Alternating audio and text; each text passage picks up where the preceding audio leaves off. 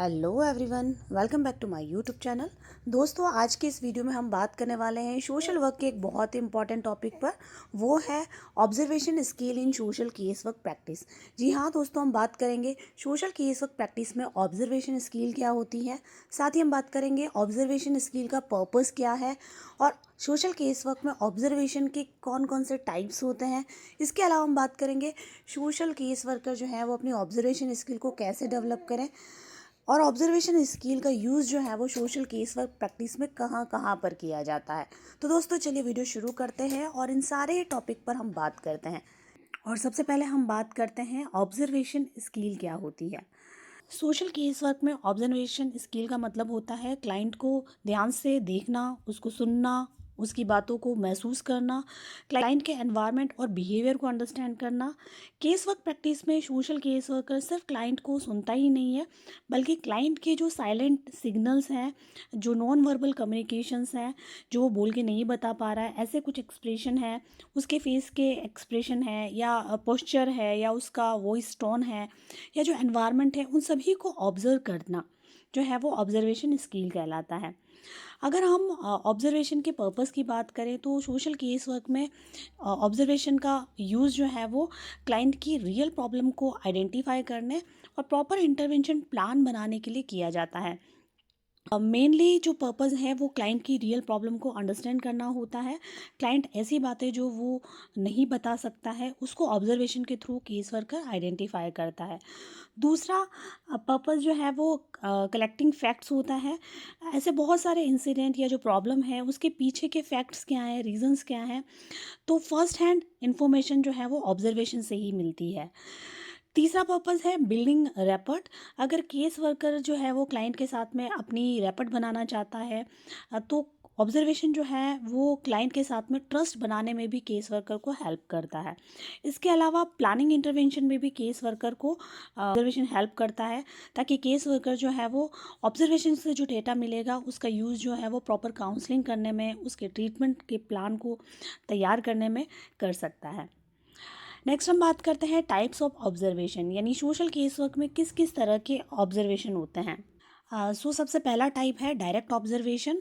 Direct observation में case worker जो है वो डायरेक्टली क्लाइंट को ऑब्जर्व करता है। वो क्लाइंट के सामने बैठकर उसकी फेस एक्सप्रेशन, उसकी सिटिंग पोस्चर, उसके फेस के जेस्चर, उसके इमोशनल रिएक्शंस, उसके वॉइस टोन को समझने की कोशिश करता है और ये जो है वो डायरेक्ट ऑब्जर्वेशन का पार्ट होता है। सेकंड होता है इनडायरेक्ट ऑब्जर्वेशन, जिसमें केस वर्कर जो है वो क्लाइंट के जो एनवायरनमेंट है उसमें इनडायरेक्टली पार्टिसिपेट करता है। जैसे उसकी घर की सिचुएशन कैसी है उसको इनडायरेक्टली ऑब्जर्व करता है, उसके फैमिली रिलेशंस जो हैं वो कैसे हैं क्लाइंट के साथ में, उसके ऑफिस का कल्चर किस तरह का है, उसका अगर कोई चाइल्ड है तो चाइल्ड का स्कूल बिहेवियर कैसा है। तो ये सारी चीज़ें जो है वो इनडायरेक्टली जो है वो केस वर्कर क्लाइंट का जो सेकेंडरी इंस्टीट्यूशन है या जो प्राइमरी इंस्टीट्यूशन है उनसे इंटरेक्शन करके जो है वो पता करता है, उसको हम इनडायरेक्ट ऑब्जर्वेशन कहते हैं। थर्ड होता है पार्टिसिपेंट ऑब्जर्वेशन। पार्टिसिपेंट ऑब्जर्वेशन में केस वर्कर जो है वो खुद जो है वो कुछ टाइम के लिए क्लाइंट के साथ में कुछ एक्टिविटीज़ में पार्टिसिपेट करता है। यानी जैसे केस वर्कर जो है वो अगर किसी बच्चे के साथ में काम कर रहा है तो वो चिल्ड्रन होम में बच्चों के साथ में खेलते हुए उनके बिहेवियर पैटर्न को ऑब्जर्व करता है। तो वो कुछ समय बच्चों के साथ में चिल्ड्रन होम में इस तरह की एक्टिविटी को ऑब्जर्व करता है जिससे उनके बिहेवियर के पैटर्न को वो समझ पाए। तो इसे हम पार्टिसिपेंट ऑब्जर्वेशन कहते हैं। अब हम बात करते हैं ऑब्जर्वेशन स्किल को कैसे डेवलप किया जाए, यानी केस वर्कर किस तरीके से अपनी ऑब्जर्वेशन स्किल को डेवलप करे। सबसे पहला है एक्टिव लिसनिंग। केस वर्कर अच्छे से सुनकर जो है ऑब्जर्वेशन स्किल को एनहांस कर सकता है। वो क्लाइंट को जितना अच्छे तरीके से सुनेगा उतना अच्छे तरीके से उसके बारे में फैक्ट्स को जान पाएगा। सेकंड है न्यूट्रल बॉडी लैंग्वेज। क्लाइंट की बॉडी लैंग्वेज को न्यूट्रल जो है वो ऑब्जर्व करना चाहिए, बिना जज किए क्लाइंट को ऑब्जर्व करना चाहिए। छोटी छोटी डिटेल्स जो क्लाइंट के बारे में है उसको भी नोट करना चाहिए। क्लाइंट के एनवायरनमेंट के ऊपर भी फोकस करना चाहिए कि क्लाइंट कौन से एनवायरनमेंट में कैसा फील कर रहा है, तो ये भी ऑब्जर्वेशन स्किल डेवलप करने में हेल्प करता है।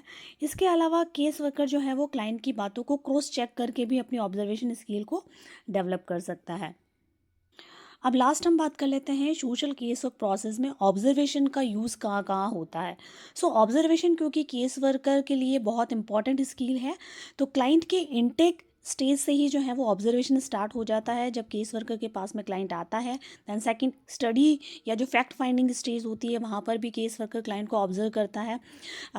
प्रॉब्लम के रीजंस को आइडेंटिफाई करना, फैक्ट को फाइंडिंग करने के लिए ऑब्जर्वेशन बहुत ज़रूरी होता है।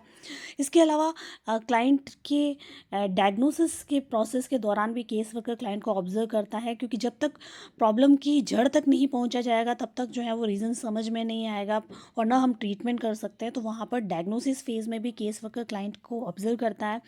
इसके अलावा ट्रीटमेंट के दौरान भी जो है वो केस वर्कर क्लाइंट के साथ में ऑब्जर्वेशन का यूज़ करता है कि वो जो ट्रीटमेंट केस वर्कर क्लाइंट को दे रहा है तो क्लाइंट कितना कंफर्टेबल है उस ट्रीटमेंट को लेने में, तो वहाँ पर भी वो ऑब्जर्वेशन का यूज़ करता है।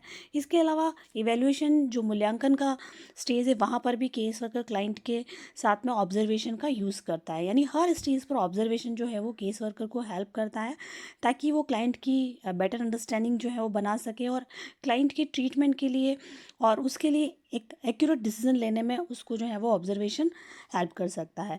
तो हम सार रूप में ये कह सकते हैं कि ऑब्जर्वेशन स्किल जो है एक फाउंडेशन स्किल है। ये क्लाइंट की जो हिडन नीड्स हैं, इमोशंस हैं या जो रियल प्रॉब्लम्स हैं उसको आइडेंटिफाई करने में हेल्प करती हैं